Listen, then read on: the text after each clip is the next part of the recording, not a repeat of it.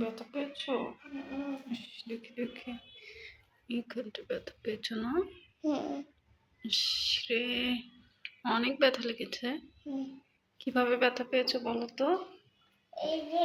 এরকম এরকম ব্যথা পেয়েছো? কি করতে গিয়ে ব্যথা পেয়েছো?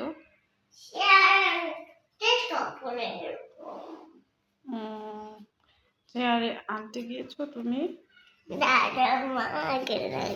ওয়াশরুমে লাইট দিতে গিয়ে?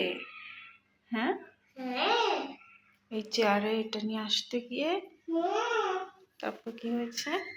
তারপর আমি কি বলবো? তারপর আমি কান্না করেছি। ইস, কতখানি কেটে গিয়েছে দেখি, আবার এখানে কেটে গিয়েছে না? এরপর এখানে একদম দুইটাই লাল হয়ে গিয়েছে।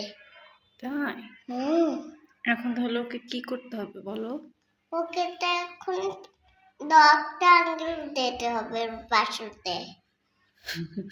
আর দরজা তোমাকে ব্যথা দিয়েছে, দরজাকে কি করব? এখন তোকে মারতে হবে। মারতে হবে? কি দিয়ে মারতে হবে বলো তো? ওই যে এই যে একদম ব্যথা হচ্ছে। ইস, অনেক ব্যথা হচ্ছে। কান্না করতে করতে ঘুমিয়ে পড়েছিলে? তারপর ঘুম থেকে উঠে আবার মনে পড়েছে ব্যথার কথা? ঠিক আছে, বাবা ঘুমোচ্ছে, বাবা ঘুম থেকে উঠলে বাবা আর মা ওকে অনেক জোরে মেরে দেবে, ঠিক আছে? তখন আমি ওকে কি করব? তুমি কি করবে ওকে?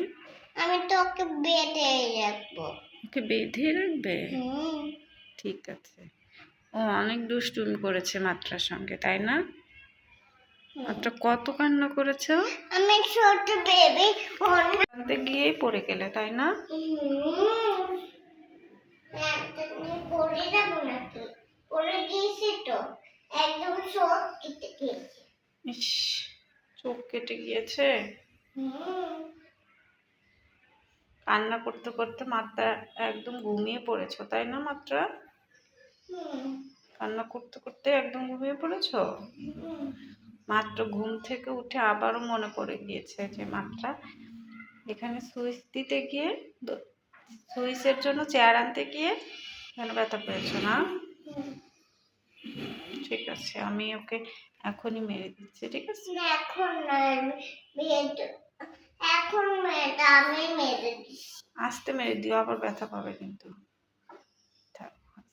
এবার হয়েছে। তুমি কি তো ছোট বেবি তো ছোট তাকে এটা দিয়েছে বিশ্বে। আচ্ছা ঠিক আছে, আল্লাহ হাফেজ। না, এটা বেটা